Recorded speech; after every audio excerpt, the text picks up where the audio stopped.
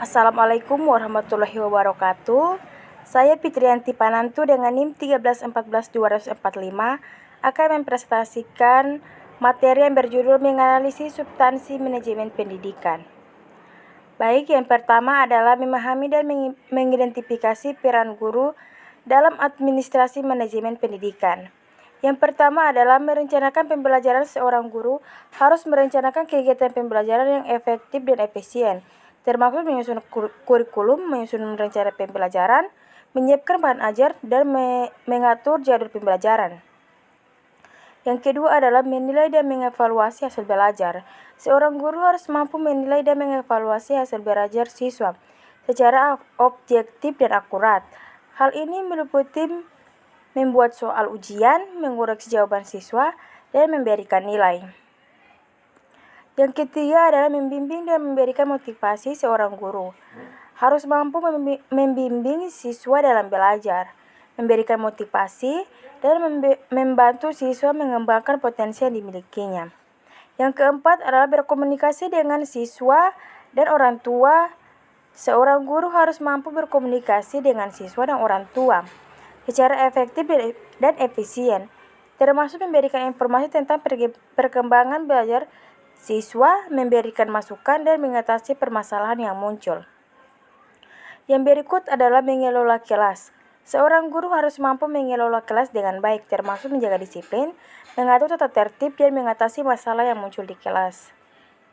Yang berikut adalah berpartisipasi dalam mengembangkan kurikulum dan kebijakan pendidikan.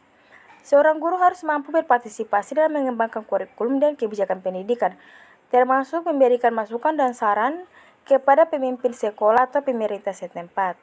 Yang kedelapan adalah dalam administrasi dan manajemen pendidikan, guru merupakan ujung tombak yang sangat penting dalam mengelola dan membimbing siswa untuk mencapai tujuan pendidikan yang telah ditetapkan. Oleh karena itu, guru harus mampu melaksanakan tugasnya dengan baik dan berperan aktif dalam meningkatkan kualitas pendidikan di sekolah. Yang berikut adalah memahami substansi manajemen pendidikan.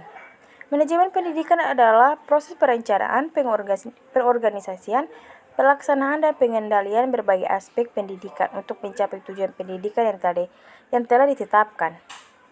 Substansi manajemen pendidikan meliputi beberapa aspek yang harus dikelola dengan baik agar proses pendidikan dapat berjalan secara efektif dan efisien. Berikut adalah beberapa aspek substansi manajemen pendidikan. Yang pertama adalah kebijakan pendidikan. Kebijakan pendidikan meliputi tujuan, visi, dan misi pendidikan yang ditetapkan oleh pemerintah atau lembaga pendidikan. Kebijakan pendidikan yang jelas dan terarah akan membantu proses manajemen pendidikan berjalan dengan baik. 2. Perencanaan pendidikan. Perencanaan pendidikan meliputi rencana kegiatan pendidikan yang harus dilaksanakan dalam jangka pendek maupun jangka panjang. Hal ini meliputi penyusunan kurikulum, jadwal pembelajaran, dan kegiatan ekstrakurikuler. Yang berikut adalah pengorganisasian pendidikan. Pengorganisasian pendidikan meliputi pembagian tugas dan tanggung jawab, pembentukan struktur organisasi, pengaturan sistem administrasi, serta penetapan metode dan strategi pembelajaran yang akan digunakan. Yang berikut adalah pelaksanaan pendidikan. Pelaksanaan pendidikan meliputi kegiatan yang dilakukan oleh guru, pengelolaan kelas, penilaian dan evaluasi hasil belajar siswa, serta menyediakan fasilitas dan sumber daya yang dibutuhkan. Yang berikut adalah pengendalian pendidikan, meliputi evaluasi dan monitoring kegiatan pendidikan untuk memastikan bahwa tujuan pendidikan tercapai dengan yang diharapkan. Yang berikut adalah pengembangan sumber daya manusia. Pengembangan sumber daya manusia meliputi upaya untuk meningkatkan kualitas guru, staf, dan tenaga pendidik lainnya melalui pelatihan dan pengembangan kompetensi.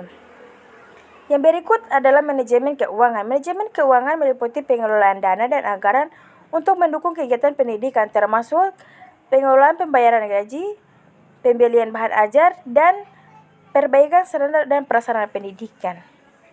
Yang kedelapan adalah hubungan masyarakat. Hubungan masyarakat meliputi upaya untuk menjalin komunikasi dan kerjasama dengan orang tua siswa, masyarakat sekitar, dan pihak-pihak terkait lainnya untuk mendukung kegiatan pendidikan. Memahami substansi pendidikan maka proses pendidikan dapat dilaksanakan secara efektif dan efisien untuk mencapai tujuan pendidikan yang telah ditetapkan.